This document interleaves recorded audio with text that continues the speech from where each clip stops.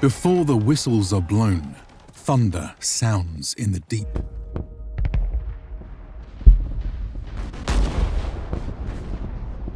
For hours on end, it will rumble across the land, raining down destruction and tilling the earth with carnage.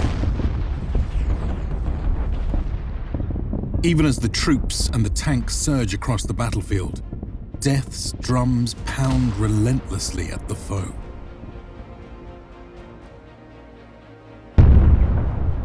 Formations and fortifications crumble under the pressure of a barrage which can endure for years on end. Thus does this grim reaper of the battlefield stand as the deadliest member of Krieg's combined arms forces. Today, let us dive into its inner workings. From the frontline field artillery teams to the heavy artillery batteries, the siege artillery companies, the leviathan war machines, and the endless supply columns which feed these ravenous beasts. This is the true size of the Krieg Artillery Corps.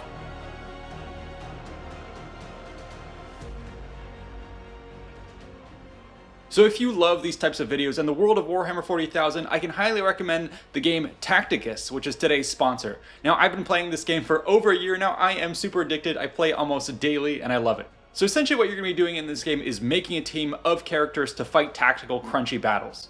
There are a whole bunch of factions in the game. I've collected most of the characters at this point and I love it. Each of the different factions comes with its special traits. For instance, the Necrons have this living metal feature which allows them to heal at the start of each round. Otherwise, Nurgle, for instance, is very flavorful. They have a contagion ability which strips away and sunders enemy armor. And then beyond that, once you get into each character, they all are going to have their different stats, abilities, passives, actives, and you put that all together with all these synergies and it makes for a very dynamic battlefield. The battles themselves are going to see you deploy about 5 characters and then fight the enemies in turn-based movements on a hex-based grid map, height, line of sight, elevation, terrain that is impassable. It all matters and it makes for very flavorful and rewarding combat. The game is chock full of different modes, with rotating special events and constant updates to keep things fresh. I can't recommend Tacticus enough, so use my link in the description below to get started, and keep in mind these 5 quick tips for beginners. Enjoy!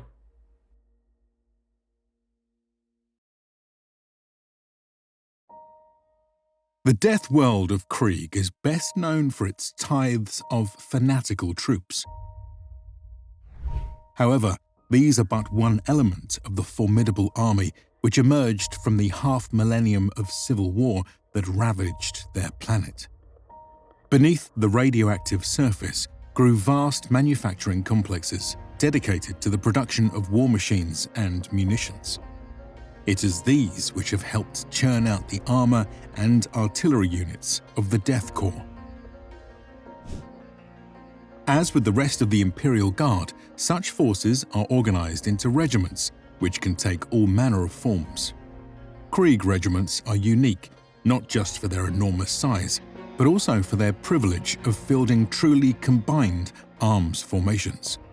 Siege regiments numbering upwards of 250,000, such as those found in the Vrax campaign, are testaments to this method of organization. Within them, infantry, armoured and artillery companies are broadly organised as follows. Focusing more closely on the last of these, variations emerge as one begins to differentiate between the field artillery, the standard artillery, the heavy artillery and the siege artillery. For a closer understanding of their form and function, let us now examine them up close. We can begin with the field artillery. At the lowest level of the hierarchy is the field artillery team. It features a single wheeled light artillery piece which will be manned by a crew of 4 gunners and loaders who are led by a watchmaster with the rank of sergeant.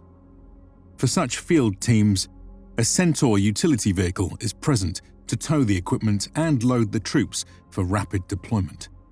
The role of the team will depend on the variant of artillery being used. Many types exist, but we can cover the most common. The siege cannon acts as the rough equivalent to a 105mm gun howitzer. It provides either direct or low-arc indirect fire up to a maximum distance of around 15 kilometers. Shells include high explosives, fragmentation, armor-piercing, melter, inferno, chemical, smoke, and more. As such, the siege cannon can engage a range of targets from maximal distances. Where it shines most, however, is its long range to pummel opposing artillery or fortified positions. Another artillery option is the heavy mortar. It provides high-arc indirect fire. Though this comes at the cost of reduced range, it greatly increases the impact of its payloads. For instance, the HE and frag shells of the heavy mortar are far larger than those of the siege cannon, with the added benefit of a high angle of attack which allows for devastating airbursts against masses of light infantry or vehicles in the open. The great momentum of such ammunition also allows specialized siege shells to bury deep within fortifications before erupting and caving in their foundations. Other shells in common use are the illumination and smoke shells, which can help support infantry operations. And finally, we should mention the quad launcher. Its weaponry consists of a 4-in-1 mortar system. As such, it inherits the shorter range of this weapon class while boosting its rate of fire by having each barrel fire in rapid succession. Thus is the quad launcher able to quickly saturate an area with explosives for maximum damage or suppression. The downside of this system is that once the shells are released, it takes more time to feed in new rounds. Commanders must account for such trade-offs. Beyond these examples exist other light artillery pieces such as multi-rocket launchers, bombasts, and heavy las cannons. Each has their own niche to fill in the wars of the Astra Militarum. But for now, let us move on. At the next level, 4 to 6 field artillery teams are joined into a field artillery battery, with its own 5-man headquarters unit led by a lieutenant for a total headcount of about 25 soldiers. Within a battery, each of the artillery pieces and their crews will typically be identical. This helps facilitate the operation of the unit, which should ideally have equivalent ranges, reload times, and ammunition. The task of coordinating the battery falls to the HQ.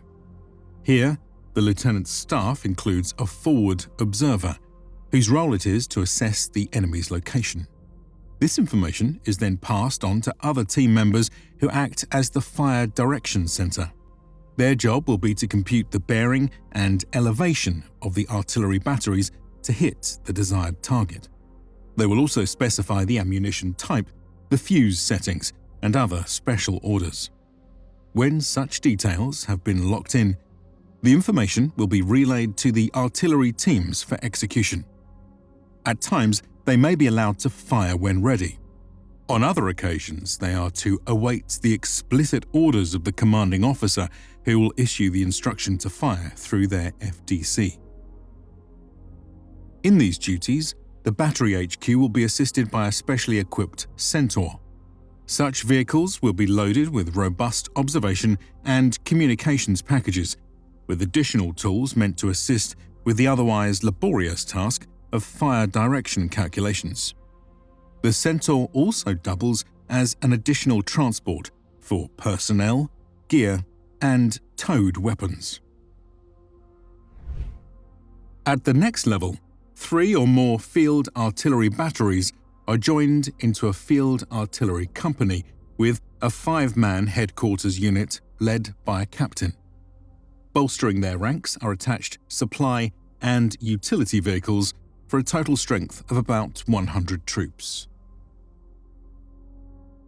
Within a company, each of the batteries has the ability to operate independently and can therefore be configured dynamically. This might mean massing all siege cannons for dedicated counter-battery purposes, or having a mix of units for more rounded capabilities.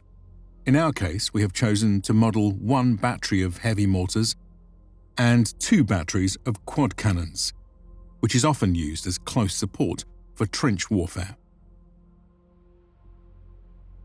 Yet, while each battery has its own fire direction center for independent target acquisition, the efforts of these batteries will be coordinated by the headquarters unit. Leading this 5-man team is a captain. They are individuals with both the combat and administrative expertise necessary to properly wield such an important pillar of a Krieg combined arms force. Assisting them in these duties will be a staff of specialist NCOs. Among them may be counted a quartermaster, who will be in charge of the logistical aspects of the company. For transport, the HQ squad will be assigned the typical complement of a Centaur utility vehicle. However, given the additional burdens of commanding a company, this team will also be assigned a Trojan and, if they are blessed, an Atlas vehicle, each with a roughly 3-man crew. Let us review both in turn. The Trojan support vehicle is based on the Chimera chassis. As such, it stands roughly 7 meters long, 6 meters wide, and 3 meters tall. However, in contrast to the Chimera, the Trojan has shed much of its frontal armor and weapons systems. In their place exists a large interior hold capable of housing all manner of supplies. Access to these is made easier thanks to a top-facing hatch and a rear-mounted heavy lift crane. Thus can materials be efficiently transferred in and out of the Trojan vehicle. The crane can also be used to assist in other duties such as towing, resupply, and various engineering tasks. In our case, the Trojan attached to the company HQ has been converted into a specialist communications vehicle to facilitate the coordination needs of the command team. The Atlas recovery tank, meanwhile, helps bolster the resilience of its unit. Based on the Lehman Russ chassis, it measures 7 meters long, 5 meters wide, and nearly 4 meters tall. As with the Trojan, the Atlas is also a stripped-down version of its combat counterpart. Here, the Lehman Russ turret has been replaced with a large crane, while its power plant has been upgraded to a supercharged engine. Such modifications allow the Atlas to fulfill its mission of reaching damaged vehicles and dragging them back to safety. Crews are also able to perform battlefield repairs or can salvage vehicles that are otherwise unable to be rescued. Thus does the Atlas prove vital to the Krieg army's resiliency in the field. Yet more vehicle teams may be attached to an artillery company to support its operations. In our case, we have assumed this entails a supply column consisting of 4 paired sets of Trojans and ammunition trailers, each with a 3-man crew. For such a role, the Trojan interiors will largely have remained stripped down so as to maximize the available space of their cargo holds. Adding further to their capacity are the paired ammunition carriers. These are simply tracked or wheeled platforms used for the bulk transport of materials. In a supply column for an artillery company, this will primarily mean hauling hundreds of shells between supply depots and the gun positions. Given the power of the Trojans, multiple such carriers can be linked together for carrying additional ammunition or even entire artillery pieces. With this understanding of a field artillery company in mind, let us now discuss the organization of a standard and heavy artillery company. A standard artillery company will be similarly structured to a field artillery company. It boasts 3 to 6 batteries, a headquarters team, and an attached supply column for a total crew of around 100 soldiers, led by a captain. Upon closer inspection, some important differences should be noted. At the team level, we see that the artillery piece itself is larger but still towed. As a result, the crew has been boosted to 7 troops and the paired vehicle is now a Trojan rather than a Centaur. In terms of its operation, this unit functions much the same as its field counterpart. However, the nature of heavier artillery equipment means they boast different combat capabilities. We can get a sense of this by reviewing a few examples. The Earthshaker cannon is a 132mm caliber weapon with a roughly 10-meter long barrel. Firing from horizontal up to 68 degrees of elevation, it has a standard range of around 15 kilometers, with the ability to increase this to an excess of 20 or even 50 kilometers using overcharged rounds. Shells come in a variety of forms, including high explosive, armor-piercing, macro rounds, smoke, and illumination. All are delivered with shocking force, which has earned the Earthshaker cannon its name.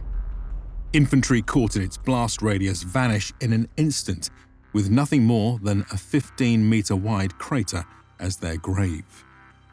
Given its range, firepower, robust design, and mass producibility, the Earthshaker cannon stands as the artillery workhorse of the Imperium.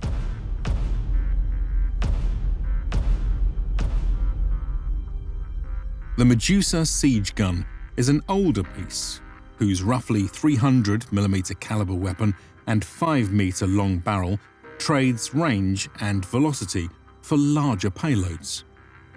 These include heavy variants of the typical high explosive, armor-piercing, and incendiary rounds. Given their increased size, these have far larger blast zones than any of the prior artillery pieces we have covered, resulting in entire infantry platoons and even vehicles being devastated by the explosive force. However, where the Medusa truly shines is against fortifications. Here, it makes use of high-arching siege shells to burrow down into structures for brutal detonations at their foundations.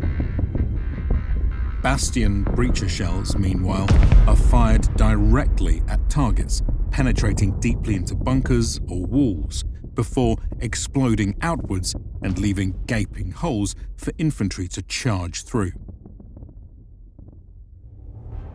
In our example, we have assumed the standard artillery company consists of 1 battery of 3 Medusa siege guns and 2 batteries of 3 Earthshaker cannons. Once more, each of these will have its own fire direction center for target acquisition, while the company HQ coordinates their actions and support elements.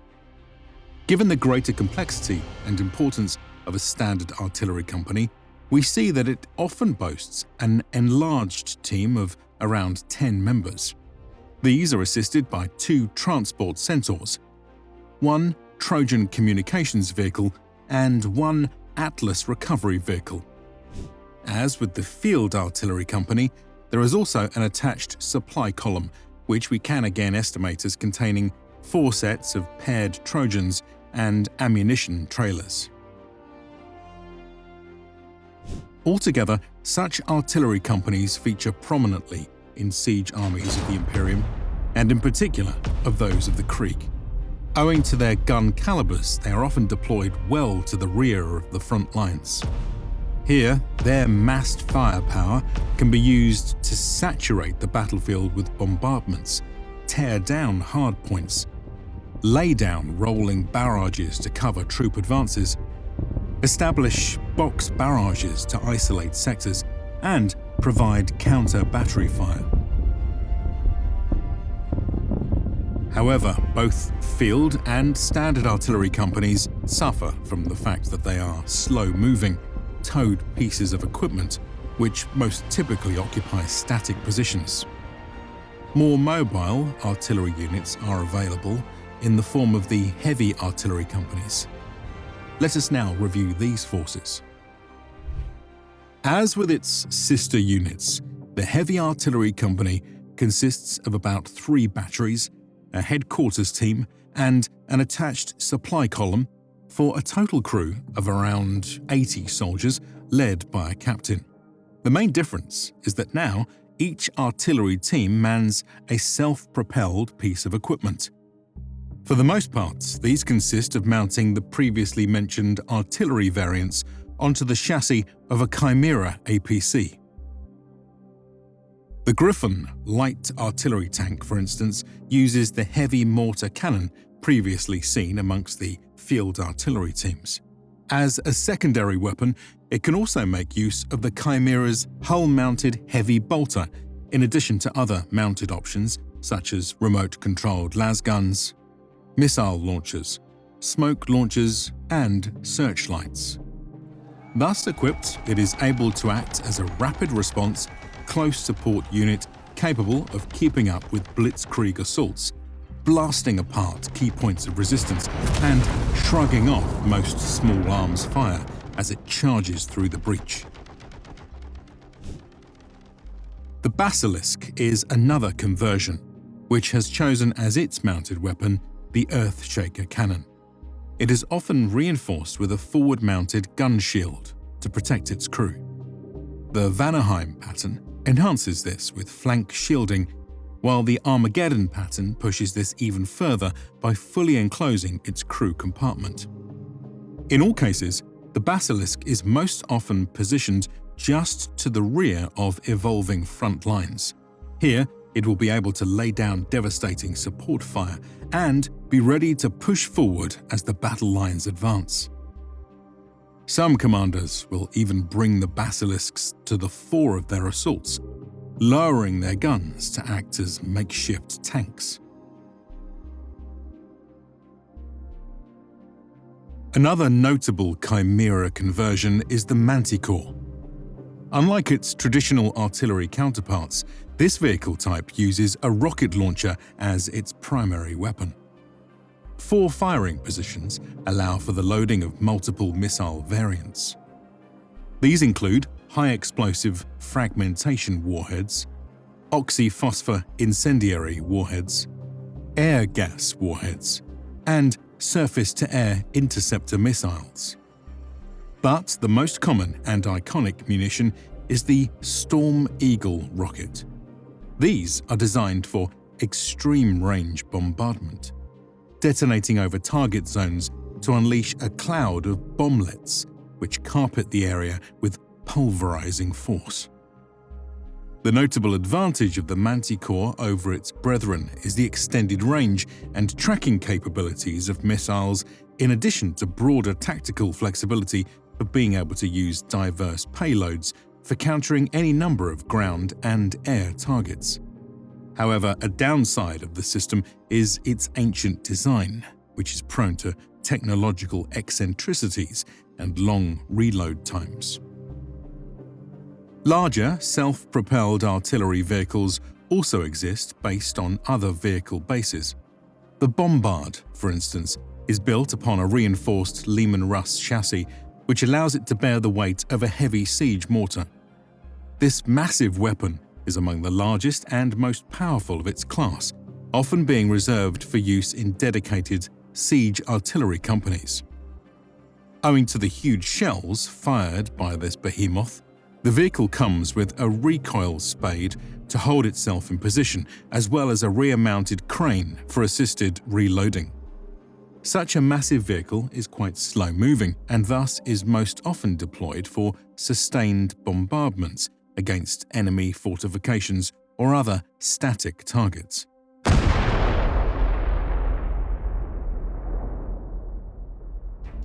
Heavy artillery batteries will typically be formed out of uniform sets of these self-propelled vehicles. Most often, operating in groups of 3, the lead vehicle and its crew will take on the role of the unit's fire direction center, while another crew may be delegated for forward observation. Additional vehicles, such as sentinels, may accompany a battery to assist in observation and even ammunition loading. Together, multiple batteries join to form a heavy artillery company.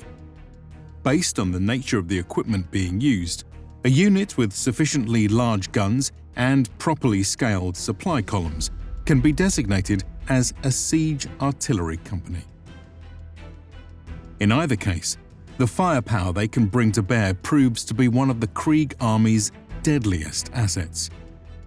This is especially true when such units are massed into siege armies, featuring hundreds of artillery pieces. The resulting carnage is enough to reshape battlefields both figuratively and literally. But even sometimes this is not enough. Even more colossal artillery weapons lurk deep in the recesses of the Krieg arsenal. Many are so large that they require rail-mounted structures for deployment in the field. These guns can fire over hundreds of kilometers and deliver truly massive payloads.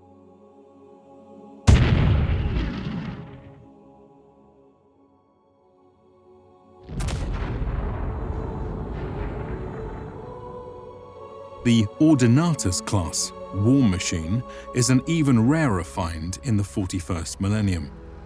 Such leviathans use the equivalent of 4 to 6 Bane blade size chassis to mount truly gargantuan weaponry.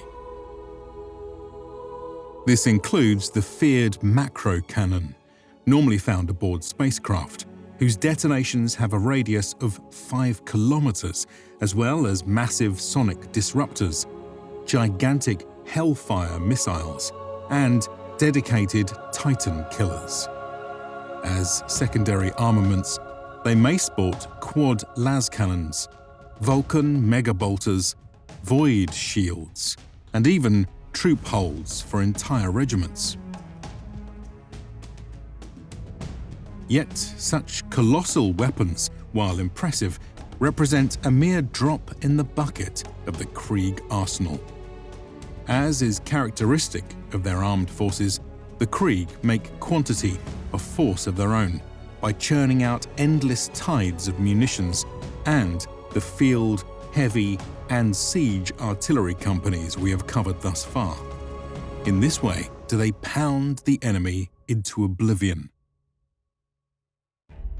A striking example of this method of war can be found in the Siege of Burundi. Here, Krieg regiments were deployed to punish the capital of a rebellious hive world. For 5 years of relentless bombardment, they rained hell upon the city, obliterating all who attempted to escape. When surrender finally came, the Death Corps ignored it. Without pause, they continued to level the city. After 3 years, scouts reported the capital was devoid of life. The shelling went on for another 2 years, just to be sure.